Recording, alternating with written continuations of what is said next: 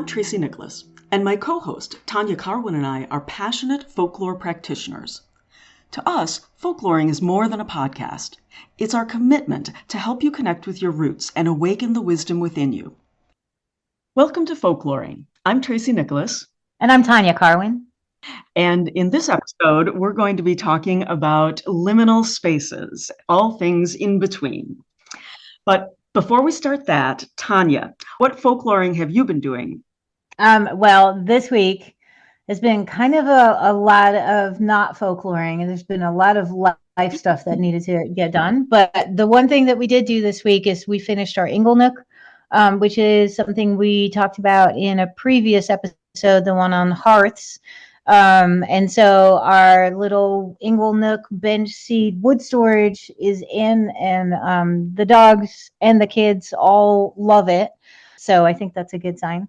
And for the rest, it's really just been a lot of driving and a lot of life stuff. How about you, Tracy? Couple of things. So this week was the last week of the farmer's market where my favorite farmer comes. And so I had placed a bulk order. So I had so much produce and I had to figure out a way. I don't can. I don't know how to do canning. I probably should learn, but I haven't. So I was trying to figure out different ways to store all of these vegetables so they don't go bad. And part of what I did was I processed a bunch of pumpkins. And of course, I made pumpkin seeds, and then I pureed the pumpkin.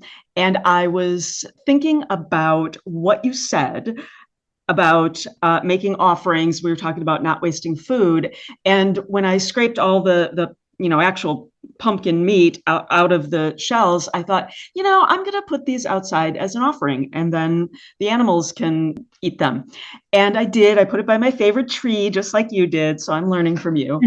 And the squirrels came, and they were absolutely delighted with that. And the other thing that I did, again, learning from you, I was thinking about what you said about bookbinding and how you don't really need a lot. And I've talked before about how I journal and I make myself little notes every day, trying to frame how my day is going to go.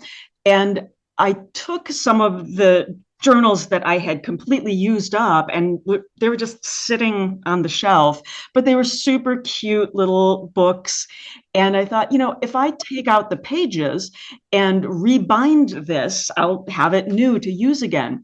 And it ended up being really cathartic because I was able to sort of put down all of those tasks and things I had completed. And it gave me a feeling of cleansing and purging. And so that was really nice. That sounds awesome. Yeah. And your pumpkin story is good too. I'm actually getting ready to roast our pumpkins this afternoon, getting ready to make pumpkin pies for Thanksgiving, which at the time of recording is coming up for us. Yes, definitely. That being said, I have not made those books yet. I have only taken the old pages out. So I may have to come back to you with some advice on how to do the actual binding. Sure. Okay, so I'm in a liminal space between having my old journals and my new journals. How's that for an awkward lead-in?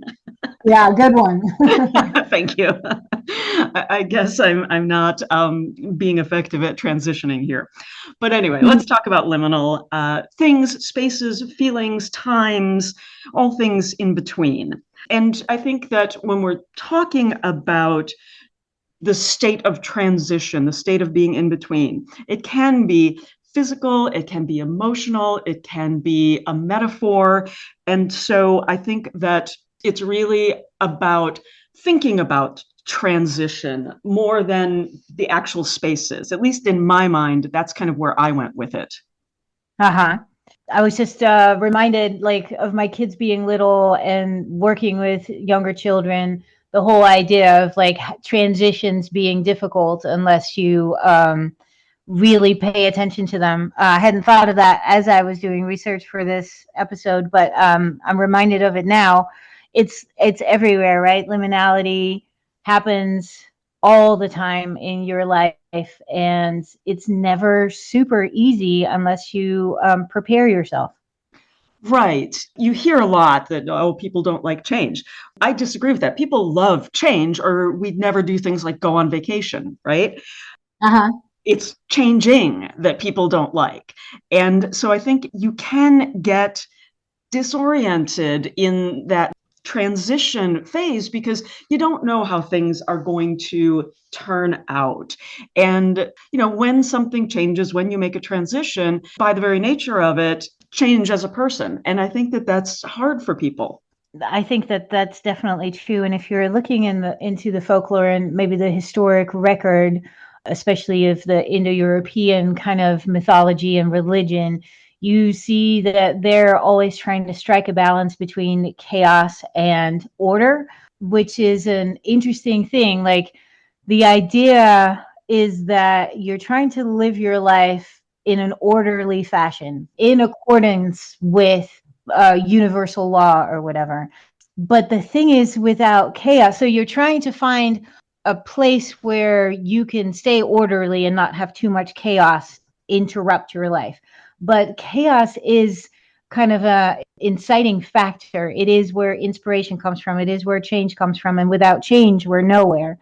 But being in complete chaos all the time is also, not a great place to be. And so the state in between that and the state of like navigating how much chaos and how much order is, for me, how I understand liminality. Yeah, I think that if you're looking at the etymology, liminal comes from the Latin word limen, which means threshold. And I think that if we go back and we look in like an anthropological view, it is a time of disorientation and ambiguity in the middle of a transition. So if we're looking for definitions, those are a couple of good ones. And it is that passageway. When we think about liminal spaces, we think about doorways, passageways, stairwells, things like that. But it is unsettling. And there was in 2019, a fictional world that was created that people started being more aware of liminal spaces, and it was called the Back Rooms. And it was just these endless hallways that, you were sort of wandering through.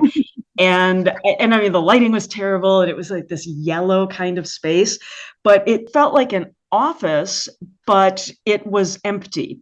And people found it really unsettling. And I think that that's where, I mean, obviously, the idea of liminal spaces has been around forever, but I think that most people don't think much about them. And that really put a focus on liminal spaces in a very creepy way. Yeah, it sounds horrible. I've never seen it or heard of it, but it gave me the heebie-jeebies just hearing you talk about it. It's very creepy. It really is. Yeah.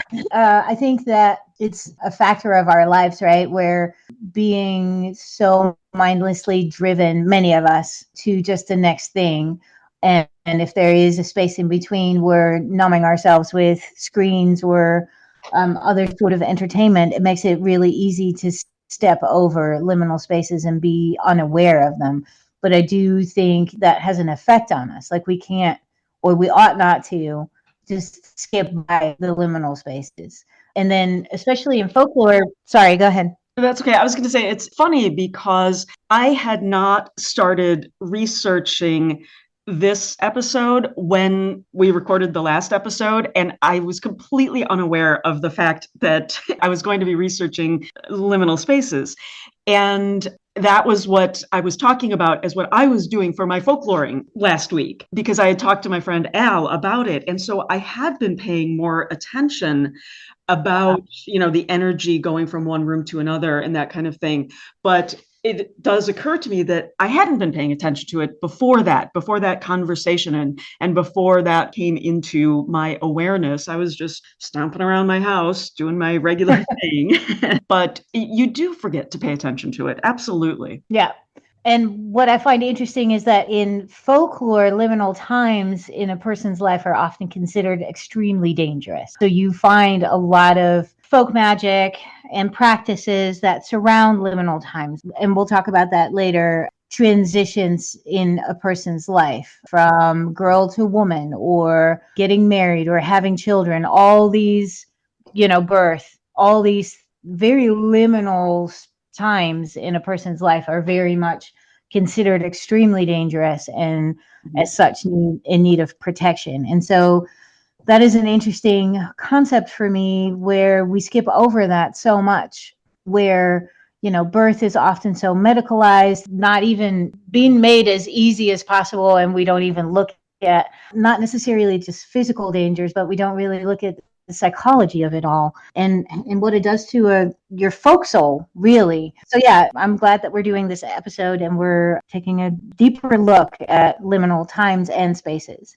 Yeah, that's really interesting. And I think that rites of passage is definitely an important discussion to have. When you were saying that, it reminded me of the movie Gretel and Hansel. I don't know if you've seen that or not. I haven't. It's a great, great film, and you should check it out if you can.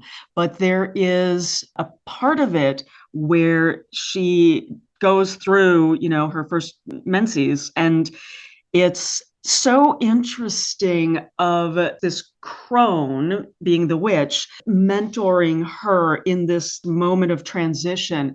And I realized at the time that it was a moment of transition, but I didn't really put it together of the danger that she was in, and the filmmaker bringing that moment of transition in her life, along with this transition that she's going through being there with the witch. So that's really fascinating. I probably have to give that movie another watch, because that's really cool to look at it through that particular prism. Yeah, in anthropology, and you see it all over the world in all rites of passages. Mm-hmm. Rites of passage are considered 3 stages, basically the pre-liminal stage, the post-liminal stage, and then a middle stage where, say, for example, a coming of age ceremony. In the middle of it, you're no longer a child, but you're also not yet a grown-up, right? That is the liminal part of a rite of passage, which is like the most dangerous, but also filled with ambiguity and disorientation. Like, you're no longer this and you're still not that. And now what are you? And the same happens in so many transitions: birth, marriage, all those things. Right. And we really just don't take the time to recognize that or honor that. What do we do the celebrations, right? Like marriages, right, bar mitzvahs, bat mitzvahs, but very few people have divorce parties, right? Right. And right. I mean, we have funerals, obviously, when we're dealing with death. That's not typically a celebration. I know some cultures do make that a party and make it a celebration, but we don't perceive something as loss. We definitely don't celebrate who we get to become on the far side of that loss. Right. And from my experience in the Western world, like when we're talking about funerals, even those are extremely clinical and as clean as possible and as hands-off as possible. And I have had, I guess, the blessing in my life of having been part of several home funerals where we're digging the graves ourselves and like that. And the fact of that, like spending 3 days with all the people who loved the person who died and really caring for the body and doing our best to care for the soul and doing our best to care for each other in grief, and like so much cooking and, yeah, as I said, digging graves and singing and all that stuff. Like, a lot of people in the West don't get to experience that. And my experience, so it's like it was usually over a 3-day period or so. That is absolute liminal space. Like, you're out of time, you're not dealing with anything but what is at hand, and that's healing. And I think it's good for people to be more aware of that. And like, yeah, so many, the rites of passage that we still have in our culture are often so clinical and commercialized that it's, it barely touches your soul anymore. Right. Yeah, I think the closest I've ever experienced anything anywhere near what you have is I have definitely gone and sat Shiva before. And, that is a somber experience, certainly. And it's hard when it's a person who has lived a good long life, and it's so much harder when it's someone that is not quite as old. Yep. It's a difficult place to sit in and bear witness, particularly when the grief is not so close to home and you're witnessing someone else's grief. It's very hard to do. Yep. And I do know a group of people who the term is called death midwives. And, they're there to sort of be there through that transition into death. And they train for it. And it must be so hard to be that person who is there for the grief. And I remember I had 3 dogs for a long time. And when I had to let them go, 2 of them, I was fortunate enough to be able to help them transition here at home. And the same vet came both times. And this is all she does. She goes to people's homes and does the transition. And before it happened, she spent some time, like, I don't know, it was a half hour, maybe 45 minutes. I was, so upset. Who knows? But she talked to me before she started the procedure. She told me what was going to happen and she explained things. And then she asked me about the dogs. And afterwards, like the next day, she had written up this beautiful summary of everything I had told her. And I was like, my God, that she would just go and listen. And of course, she does this for every single animal that she has to transition.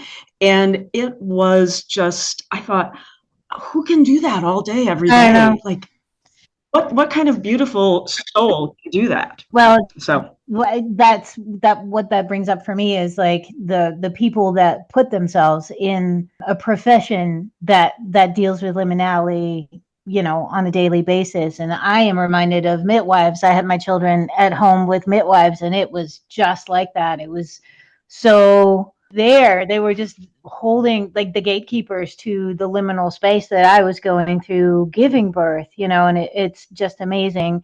And I personally know a few death doulas, they call themselves here.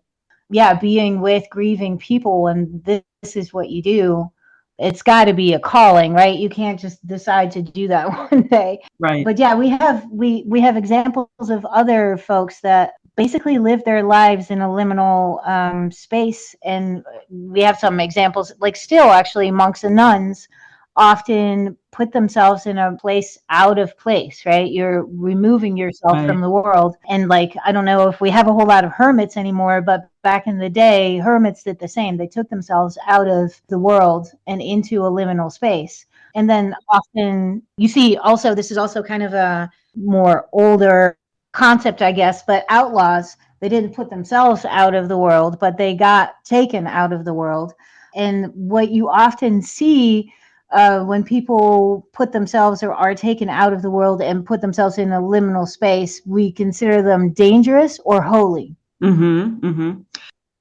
think it's an interesting to think about when it comes to midwives, for example, often considered both dangerous and holy. And with other sort of out of the norm professions, we see the same. I think that when you look back at folklore, aren't the people who are in those transition into death kind of roles, whether it's someone who is, works at a funeral home or the death doulas or midwives, it brings up the idea of the psychopomp, right? Of Anubis, or of, what's the name of the guy that takes you across the river? Thank you. Yeah. And I think that there are a lot of those kinds of transitional, but then when you're talking about people who are kind of removed from society for whatever their circumstances are, and immediately what popped into my mind was Thelma and Louise. But good one. But then I think of like Baba Yaga, right? she lives a very kind of liminal life, even as much as, her hut being able to walk around on its chicken legs, and that she is morally ambiguous, and like everything about her is liminal. Yeah.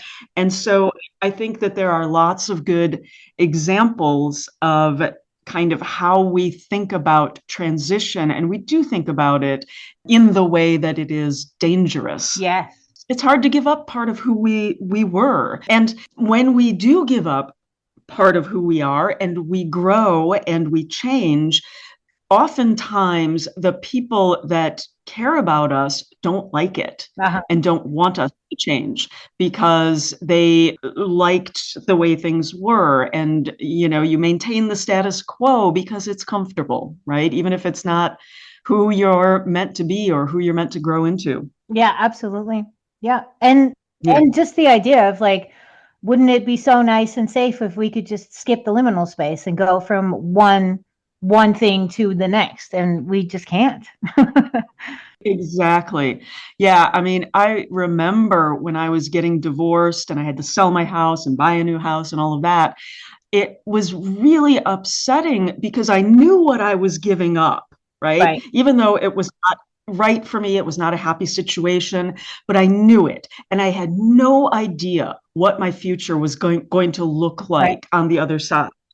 And so, oftentimes we don't choose. I chose that obviously because I needed to do that for myself. But when you lose your job, right? Then you're suddenly thrust into a liminal space where you don't know what's coming next. You don't know how you're going to land on your feet. And you're there suddenly by no fault of your own, and you have to navigate through that. And you see it in pop culture all the time. Somebody loses their job, and there's a series of shots where they're on the couch eating potato chips and ice cream, whatever, drinking wine out of the bottle, whatever they're doing, because it is difficult and upsetting. And you have to figure out for yourself. We all want to be the hero in our story, right? But when you get thrust into adventure through a difficult set of circumstances, we do not love that. Right. Yeah, exactly. Yep. But it seems to be part of it. If you subscribe to Joseph Campbell's Hero's Journey, it seems to be that you have to be the reluctant hero. Otherwise, the story doesn't go. Yeah, and that tension is part of what makes it interesting. But I think in real life, people love to travel and go do different things and go on adventures. And so a liminal time in your life like that, when people take that 6 months to go travel in Europe before they go to college or whatever they do to get out and see the world, that's a really fun, interesting, not reluctant way of launching yourself into liminality. Yeah, absolutely. It's funny because we experience the state of liminality all the time when we're falling asleep. You're in that transition time. Even when you're dreaming, that's a liminal state. So some other ways that we create a liminal space, I think, is for those of us that do like to create things, do art, do blacksmithing like your husband does, anything that we are creating, or even people who are into sports, talk about getting in the zone. And I think that when you are doing something that takes your focus, you really are in a liminal time for yourself that you've kind of carved out of the world. You're not participating with other people, and yet you are participating with people in the future, right? When they're going to enjoy your writing or your art or whatever. And I think that a lot of people create simply to have that space that they can open up for themselves when they are kind of in that in-between. Yeah, which is something that goes back to what we've talked about before, which is like meditation through creation. And I definitely notice that now that I am doing pottery, the 3 hours or so that I carve out for myself are gone in like a flash. And I come out of it as if I've just done an hour of yoga or so. It feels Mhm. really calming, and yeah, that particular kind of liminal space doesn't feel dangerous at all to me, other than my Right. to-do list doesn't get done. Maybe we can switch to, and get back to liminal spaces. Maybe we can switch to, instead of liminal times, which is what mostly we've been talking about, can we touch on actual spaces that are liminal? Absolutely. Why don't we start with some man-made spaces? Great. We talked a little bit about the back rooms, which were hallways, and we touched on hallways and doorways previously. But I think that one that is very rich in folklore is crossroads. Yes. And I think that it's both for the meeting the demon at the crossroads and making the deal, or summoning the demon at the crossroads. And it's also metaphorical in, where are you in the crossroads of your life? Yep. So I think that's a great one. I think some other places gets back to that notion that you were talking about earlier of being kind of removed from regular life. And you were talking about being removed from society. But there are places like churches that, you go there to be away from regular life. Or when you are in a hotel, it's sort of this anonymous space that you're not going to be there very long. You're in between one thing and the next. And so I think that that's an interesting liminal space. I don't do this much anymore, but I used to really love exploring abandoned buildings. And I don't know, I think I just got old and realized how dangerous it was. That's probably a really bad idea, because I'm going to go through the floor somewhere. But those really, they do feel creepy, particularly the ones that still have a bunch of stuff in them. And you think, what happened to these people that they moved away somewhere and they didn't take their stuff? What kind of life circumstance was it? Yeah. That's really creepy. And you feel like someone was just there and they walked out one day to go to the store or whatever and just never came back. And why? So that's weird. And also, I don't know if you've ever had this experience to be someplace that is like a seasonal resort, but be there in the off season, like be at a ski resort in the summer. Yeah. Or like an empty swimming pool. Right. Oh yeah. It's very strange. Yeah. Or schools during break time. It always feels to me, and I had an ongoing friendship with one of my teachers from high school, and I would go back and occasionally visit. And when I would go and he would be there, but school would not be in session, it felt like I was kind of doing something wrong, like being there in the off hours. So I think that it's just very interesting to see those sort of empty spaces. I also think a place that we don't think about much are like junkyards or dumps. Yeah. Because all of that stuff that people used to use and was useful to them, and seeing it all abandoned that way is very, very weird. Yeah, for sure. I have to say, though, I love a good junkyard. I do too. Wandering around the junkyard, it's like you are in a completely different world. It's like those stories where you're walking along and suddenly everything feels like it's shifted and you're in an ominous place that is not of this world. I love those stories. And that's exactly what a junkyard feels like to me. That's fun. Yep. And that kind of gets me to the idea of time that's out of joint. And the phrase I found for that was non-time. And it's described as like a flattening sense of time. And those stories, again, they are so fascinating to me because there are almost always people who are inhabiting those worlds. The characters that go to a town and they go to the diner and some local suggests to them that they should get out of town before the sun goes down. And then they realize that everybody is staring at them. And so there are characters who live in that weird, out of time, out of space worlds. And I can't think of one that is a story where it's not creepy to be in that space and try and figure out what is going on with those people. But when the world shifts and everyone is sort of acting like something is going to happen and you got to get out of Dodge, right? Yeah. It is very creepy, very creepy. Is there also such a thing as non-space or non-place? Yes, that is definitely a thing. There was a French anthropologist, Marc Aug, and he coined the phrase non-place. And when he coined that phrase, he was referring to spaces of transient where people are anonymous and they don't hold enough significance to be an actual place. And he was talking about places like airports and maybe shopping malls where you're sort of passing through. It doesn't matter who you are. Like if you think about the airport, everybody is there to go to wherever their plane is to leave and go someplace else. And so that is your function in that space. And that's all that matters to anyone around you.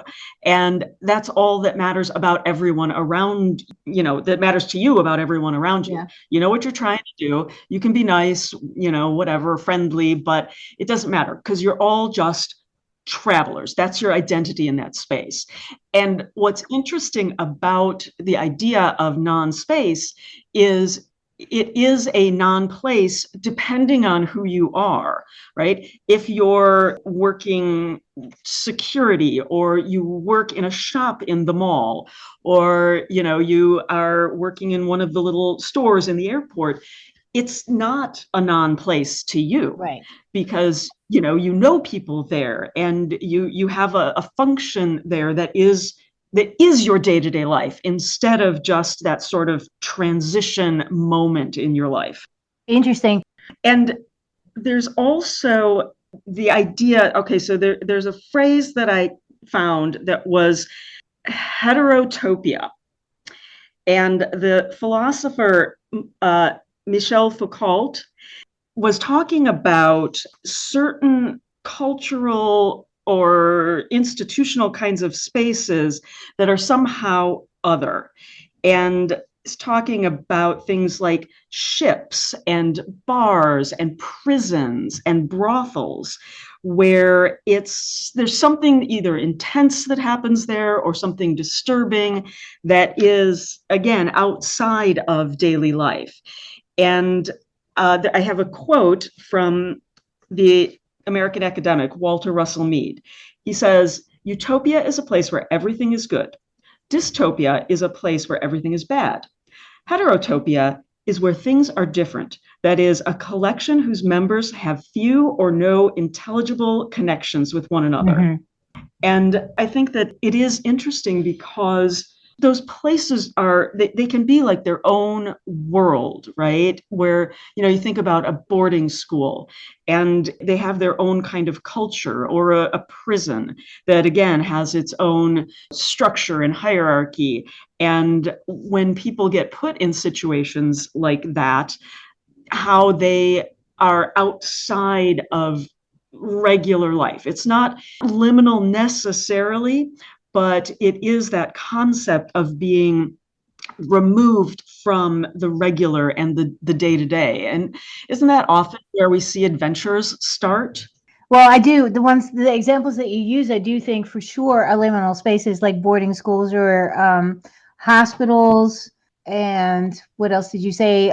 Prisons, for example. It's very much like you were this one person before you came to this place. And now you're in this place, and who knows what you're going to be after you get out. Right. That's very true. It is weird, though, when we get back to sort of that concept of non-place where you are. So say you're at a boarding school, you are in a transitional phase of your life, but you also live there in the moment and it becomes your day to day, but it's also transitional.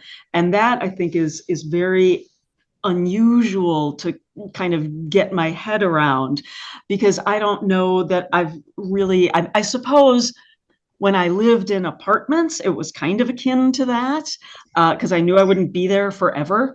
And I knew that, I was in college and moving around. And so maybe that was liminal for me at that point, and I just didn't really realize it. Well, and I think, a good example of that is what a lot of us went through during COVID lockdowns and just the whole epidemic itself, where, here was normal life. And then within a matter of weeks, everything had changed and nobody knew how long it was going to be different for and what it was going to look like once it was over. And it was like, I guess we're still sort of in that. Is it over? Is it not over? Like, Right. what does my world look like now? That kind of stuff. And I swam through the whole pandemic pretty easily, but I know it's massively impacted large parts of the population. So, and I imagine a lot of people's life, like you see the memes, right, online, me before COVID, me during COVID, me now, which, right, is like a huge example of transitions like that. And the 2-3 years of the pandemic were like a large, long span of liminal space where we're also just living our lives still. Yeah, it's interesting because I stopped having a day job back in 2017. So I had been working from home for several years before the lockdown hit. And it basically, the only thing in my life that changed was I started getting my groceries delivered. And people were freaking out. And I was like, what are you, new here? Like, what's the big deal? But I am very much an introvert. So I think that part of it is that there are people who really do get energy and enjoy being around other people a lot. And there are people like me who get drained from that. And so I think that's a little bit of why it was easier for me. Mm-hmm.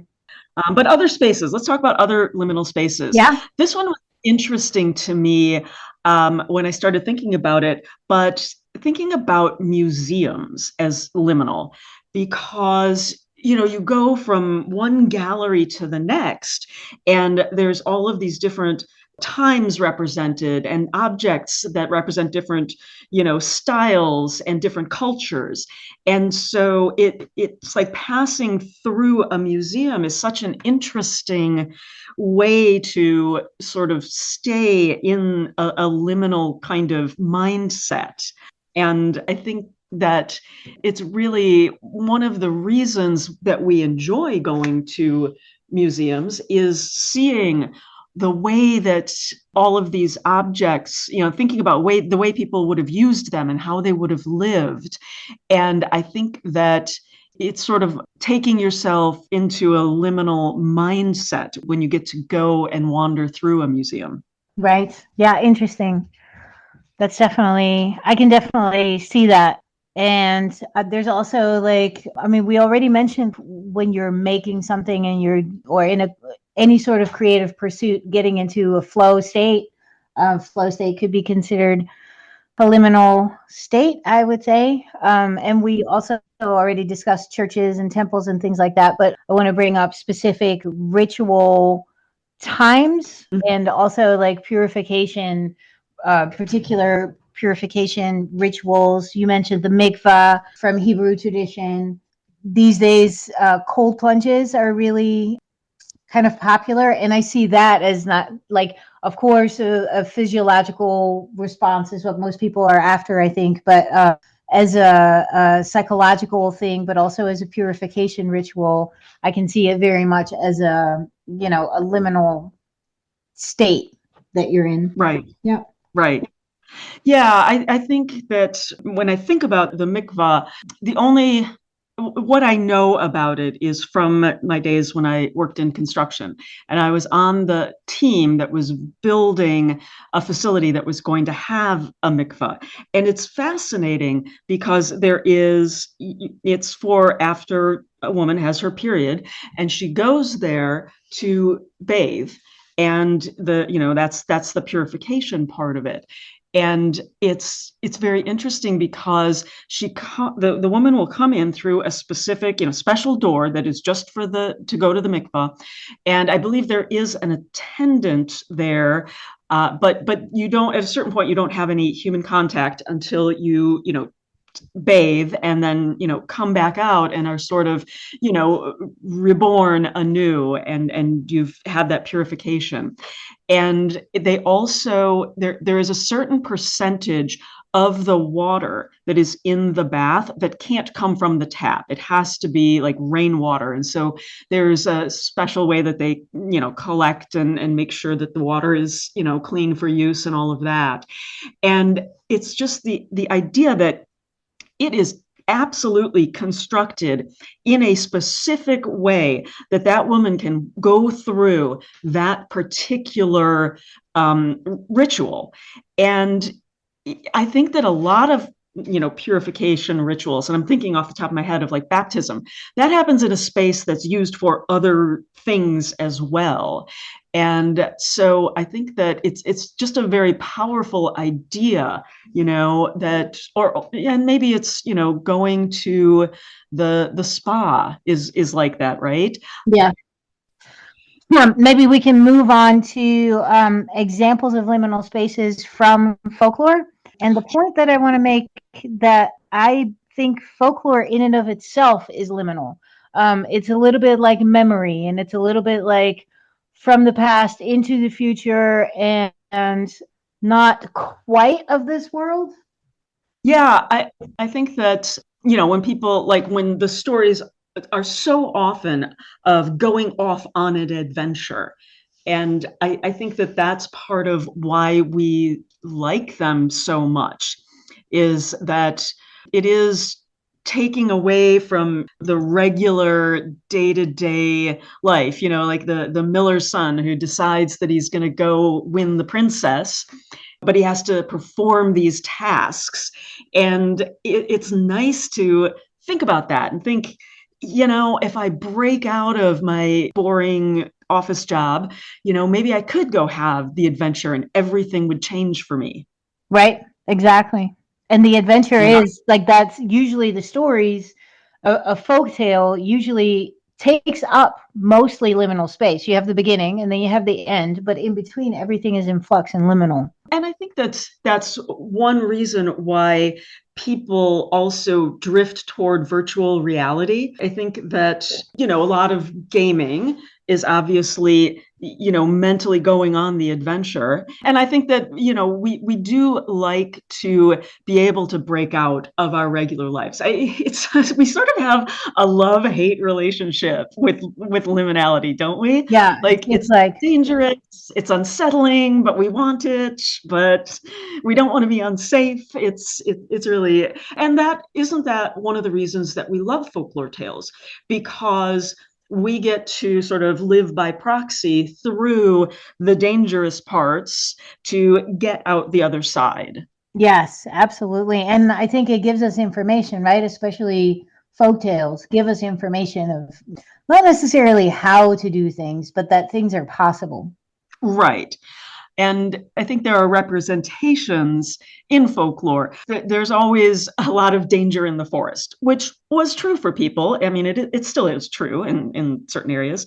But, you think about Hansel and Gretel or Little Red Riding Hood, going off into the dangerous forest. Yeah. And I think that life feels like that a lot, even now when we're not physically going into the forest. But I think that spaces can be described as liminal and unsettling and dangerous, and something that you need to get through in order to get yourself back to safety. Yep. And I also think that there is, when we think about the kinds of folk tales or folklore that is around shape-shifting, that's always going to be scary and something you need to get through, right? Like you think about the Beast in Beauty and the Beast. Yeah.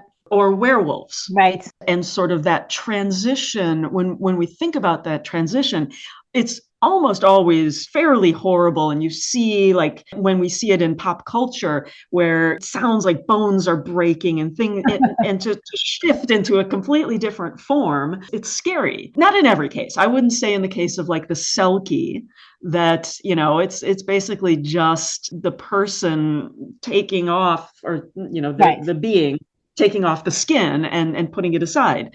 But the scary part there is, what if someone comes and steals the pelt? Right, exactly. Well, I would say that a Selkie who has her pelt stolen lives in a liminal space. Yes, that's very true. Yep. And Selkie is very interesting because there are times where the Selkie will, come and fall in love with the human, and sometimes even the human that has stolen their pelt. And that has always seemed a little odd to me. Not that they would fall in love, but that the person, it's a little Stockholm syndrome, little Selkie Stockholm syndrome. Say that times fast. So that the scary part is that, you might not have control and have to stay in that liminal state. Well, I think so. The Selkie stories that I know, even if there's love and there's children and there's love from the Selkie woman for her children, when she can leave, she does, which I think is what I think that is like the metaphor for you ought not to stay in a liminal space forever. That's not where growth, I mean, maybe that is where growth happens, but you got to do something with that growth, right?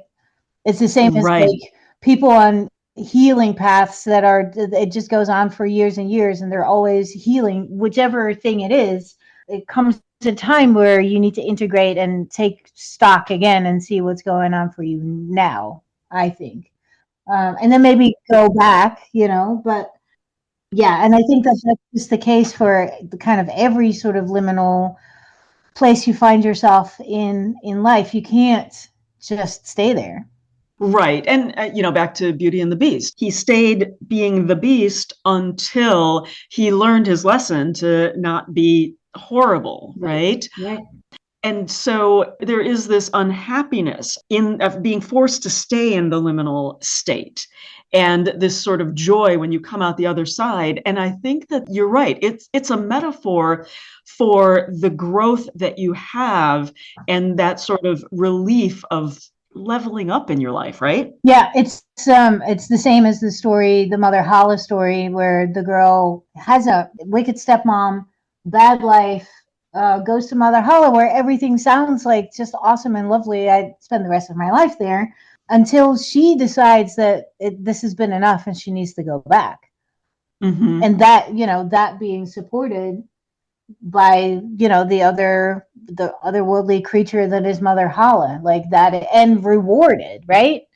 Well, and isn't that similar to the story of Persephone, who she was dragged to the underworld, and then she was going to make it out, but, his name looked back. And so, went from 6 months in the underworld, 6 months in this world, and that being the explanation of why we have winter and why things are lifeless and shut down. Right. What I find interesting about that story is that there's a lot to be, and I'm by no means an expert on that story, but there's a lot to be said for what part of that story is really the original and what is a patriarchal overlay of that, where I've definitely read research that says that the original story was much less rapey and coercive, where it was more of a Persephone's choice that she went to the underworld for half the year and went to live with her mother for half the year. Well, and then there's the part about the pomegranate seeds, right? Mm-hmm. Where she ate 6 pomegranate seeds, and that was why that amount of time was determined. Right. But yeah, there is definitely sort of the versions that we hear. You're right. They are not giving her the ability to control her own destiny, and so that's a great observation. Yeah. And we see within like folklore and mythology, we see quite a few liminal deities. One you already mentioned, Charon, the guy with the, I always picture him as in a rowboat. I don't know why, but he has a boat and he ferries people, dead souls, across the river Styx. And it seems like that's all he does. He's always in that boat on the Styx in between. And then you just mentioned Persephone, of course, very liminal. Then there's Hermes and Mercury, who are like gods of travelers, crossroads, and roads in general. And then there's several gods and goddesses of thresholds. And there's a goddess Cardia, I think it's Roman, who's also the goddess of door hinges and handles, which I just love that. There's such a specific little thing. Right. Janus, who we talk about in the New Year's traditions episode, also a god of doorways and thresholds. Heimdall came up for me from Nordic tradition, who's the guardian of the Rainbow Bridge. And then there's I probably won't pronounce it correctly. It's a Lithuanian goddess, Ushparine, and she is a goddess of land borders specifically. So this is the border between my village and your village, or the woods and the meadows, for example. And that then reminds me of a principle within permaculture where we talk about the edges of things is where growth happens, which I think completely applies to our discussion of liminal spaces. It is where the edge between the woods and the garden, or between the garden bed and the garden path, or like that is where growth happens. And I believe in liminal spaces and liminal times is also, the most fertile times and places for growth. Yeah, I mean, even when you think about things like what came up when you were talking about the different gods and deities, I was thinking about the way that the Sandman series portrayed death, and that death was a very kind and loving kind of being. And it was so interesting to me, because really, even then, sort of that edge between being alive and not being alive anymore is a moment of growth as well, right? Because you're transitioning to a new place. And if you believe in spirits, which I think is an interesting bit of lore for the people who do believe in that, why are there some spirits that don't, we refer to it as crossover? Why are they still hanging out, and why are others not? Because when we're talking, like sometimes we hear about, it's your ancestor that's coming through. And, well, it's like, well, what about my ancestor before that? Why are they not coming through? Where did they go? And so I always wonder about that. Like, do they come back? Do they actually cross over somewhere else? And then for those that believe in past lives, why do you hang out for a while as spirit and then go get a new life going to learn the lessons you didn't learn last time? So I think that the lore around there actually being spirits is fascinating to me, because there's never any explanation of why these particular spirits are spirits and why they're not. Right. And when you think about past lives, everybody was Cleopatra, or why weren't you just the random slave? And I'm sure that there are some people who've had readings like that where they are. But yeah, we like to think about the qualities that we'd like to embody and think about that as our past lives. And so that liminality is, I think that it speaks to why people want to tell those kinds of stories, and why they want to talk about spirit and spirit speaking to them. And I think there are a lot of times where it is a particular kind of closure. And, they get the message that they wish they had gotten when the person was alive, and things like that. And I think that's why we're fascinated by that, and always have been. Yeah, interesting. Do we want to talk about ways to honor and be more aware of and incorporate liminal spaces into our day-to-day life? I think we should. Well, I have one of my favorite ones is it's an Appalachia little piece of folklore and tradition. Everybody here has screen doors on their houses, and you're supposed to never let a screen door slam shut because that's where your ancestors live. Uh-oh. I know, but then what is I'm in trouble. I know I did not grow up with screen doors, and I'm not a super fan of them even. Like I just like a door open or closed, not this halfway thing. But my husband thinks it's the coziest sound to hear a screen door slam because he grew up in the South, and that's how he grew up. I really dislike the sound. So I always try to carefully close the screen door. Yeah, I don't really think about the sound that much. Definitely when I grew up, we did not have air conditioning. And so all the windows and screen doors were put to good use. I do not like air conditioning. I never have. I feel so closed off from everything. So I try and keep my doors and windows open as much as I can in the summer. And the screen door is a necessity in that case, because, you don't want the bugs coming in, first of all. I don't want the cat getting out. You don't want random. I have had before in sort of the transition where I didn't have a pet between when I had the dogs and when I got the cat. I was leaving it open because I was coming and going and working and doing stuff. And I came in the house and I walked in and there was a random cat in my house. I was like, what is going on? And yeah, screen doors seem necessary to me and that's a big space to have the breeze coming in. Uh-huh. And my house, my front door points south. And so the sort of north-south cross breeze is fantastic here. And to me, my screen door slams all the time. But I don't think about it. It's got like a self closer. Well, I have two screen doors because I've got an enclosed porch, and they both have closers on them. So I just walk away and it closes itself, and of course it slams. Sorry, Mom. What other ways would you considering using to incorporate? Well, I think that, I talked earlier and last time about passing from one room to the other, or from indoor to outdoor, and just paying attention to the way the energy changes. And I think that that's also true for when you are able to be out in nature and paying attention to how you feel if you're in the woods or in a park or wherever you happen to be. I think that's a way to sort of mindfully incorporate folklore. We talked plenty about rites of passage, and I do think that we need more of that. We need to celebrate rites of passage more. So go forth and be joyful, people. Celebrate. That's right. Yeah, we talked about creating. We've talked before in previous episodes about mindfully cooking. Yep. We've kind of done that to death. And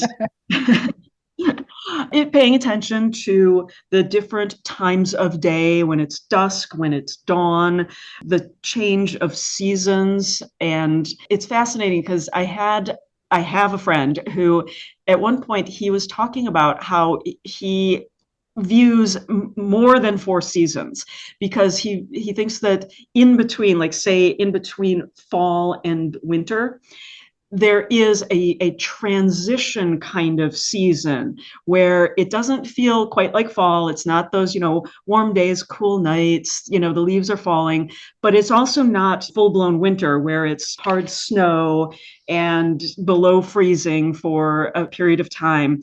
And so he thought that there was a transition between each of those seasons. And I think that that's very fascinating because that actually feels right to me. And I think a really easy way to incorporate that is just to read. You're in a liminal space when you're reading, particularly fiction, right, because your mind is, as we were talking earlier, out of the day to day. And if all else fails, meditate, because that does get you out of day to day, if you can do it. Yeah. I would also say singing and dancing, both excellent ways to incorporate some liminality in your life. Not to mention ritual. Right. And, all of this does take time, and it's paying attention. Yeah. Because as you said earlier, I think you made an excellent point that we're always in some kind of transition. So it's just a matter of paying attention to that and where are there transitions happening and where are you if you go to the coffee shop, you are for that moment in that liminal space of your purpose there is to get coffee and go. And so there's a lot of times where it's just paying attention to when you are transitioning. Yep. Almost didn't get that one out. Yeah. Is there anything else that you wanted to say about this? No, I think that, again, it's just reminding people of where their thinking is at. And I think that that's really the key to being able to incorporate folklore in your life in a way that is reasonable. And it's about how you view the world and viewing the world through the lens of folklore is what gets you to the point where you are folkloring. Right? Exactly. Yeah, I think in closing, all I wanted to say is that I think it is useful to have more awareness around liminality. Just in your day-to-day life, there's nothing you really have to do other than maybe stop slamming a screen door. Now I'm gonna worry about that from now on. And so, yeah, just have some awareness of transitional states and places, seeing where you can fit that in or where you can fit into it. And if you find yourself in an actual liminal state, to view it as an opportunity for growth as opposed to just trying to get out of it in one way or another. As always, thanks for listening to Folkloring. If you liked what you heard, please consider giving us a rating and review, and don't forget to subscribe on your favorite podcast app so you never miss an episode. If you have any questions or comments, or would like to suggest a topic for a future episode, please email us at folkloringpod@gmail.com or message us on Facebook or Instagram. You can find Tanya at Folklore Home Companion on Instagram, where she writes about European folklore and traditional life. You can find Tracy at the Folklore Podcast as the theater, film, and storytellers correspondent and producing the Stories from the Hearth podcast. Hope to talk to you again soon.